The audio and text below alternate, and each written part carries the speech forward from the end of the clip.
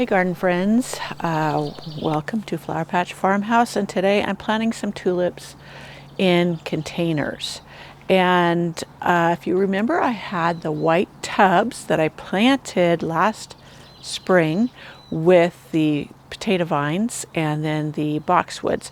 The two that only had potato vines in them, of course, being that it's colder, the sweet potato vines will not overwinter here. So I've got a couple of spare containers to fill up, and I wanted something on the porch of my studio cottage. And I fell in love with some tulips. This is called Tulip Berry Mix. I picked these up at Tractor Supply, and I thought they'd be really pretty blooming there on my porch of my studio in the spring. There's 21 bulbs in here, 2 containers. I'll put 11 in one and 10 in the other. I'm just reusing my potting soil that was in here. It's very loose, free draining.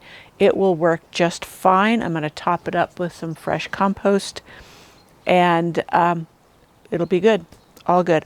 I don't need to add fertilizer right now because tulips have already stored enough energy for their bloom in the spring. And typically, if you have decent soil, you don't need to fertilize at all.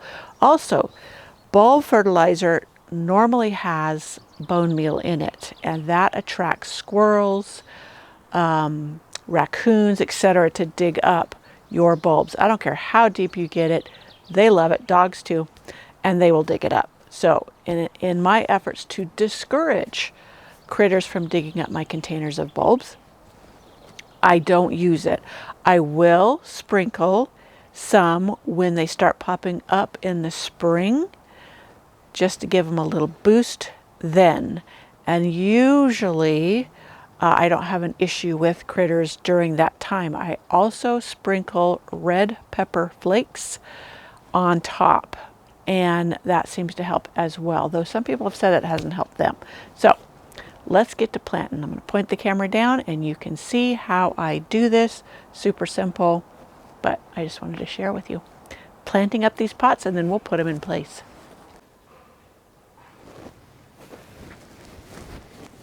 All right, here's my 2 containers. Let me get some gloves.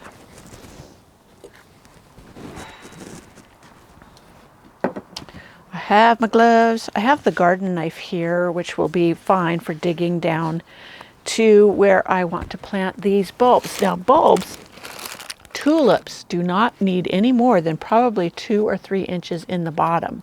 So these are, it's usually recommended that they be planted, it said 3 to 4 inches deep. So that's probably going to be perfect. If I measure 4 inches, it'll have plenty of soil down in there and grow like a champ. Well, let me open this. This garden knife is Fisker's, and I use it all the time in my garden. So I'm just going to start dividing up the tulips per side, per pot. And these tubs, if you haven't seen the video from last summer where I planted up the sweet potato vine in it, then I got them from Walmart. And I just saw them and I thought, oh, those would make cute containers. So I'm just getting my shovel and I'm just wiggling and opening, and I'm going to put that down in there and eyeball it. And I'm just going to go around a circle. When I decided to use these, I had a piece of sweet potato vine here. I just cut it off. I didn't bother taking it out. And that is because it will just rot away, and it will provide some feed for whatever else is in here. So I'm just getting it down in there. I'm kind of going around. I shouldn't say kind of. I am going around the pot.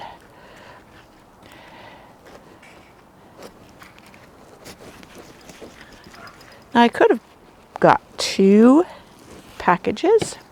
And that package, I think, was $10, $11 for 21 bulbs. So about $2 a bulb. And really filled them more full. But I also have alliums I could put in here if I wanted, or I have daffodils. So I kind of save my daffodils to go in the ground because the gophers won't eat them. I have to plant tulips in containers because I have a gopher problem and they will eat my tulips up. And that is generally how I do it. I sprinkle some fresh, this is just some of that turkey compost that I get in bulk, just to top it up, and that, as it gets watered, will also provide nutrition for the bulbs. And I don't seem to have an issue with the squirrels digging that up. This one's a little bit drier, so I'm going to have to use the knife to hold some soil aside and then put it in there. Whereas that one was moister and it kind of clung and did fine that way. So I know there's no rocket science to this, but I can't wait to share this spring. And I have a whole nother video on planting bulbs. I planted alliums, I planted Iris reticulata. Oh, that would be pretty to put in here too. I just may find me somewhere that. I do have some that I need to divide, so that may be the ticket too. I could dig those out, divide them, and stick them in here. You notice I'm not being too precious about it. I'm just going around, finding a spot and sticking it down in there. And it will all work.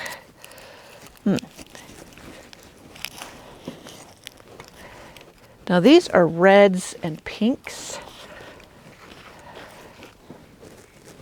So it should be nice and bright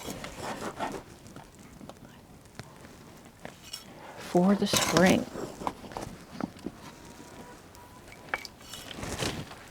Whoops. Now this is mid-November. This is when it's starting to cool off more here. So these will stay dormant. Earlier, you know, it was just staying too warm and they would have started sprouting.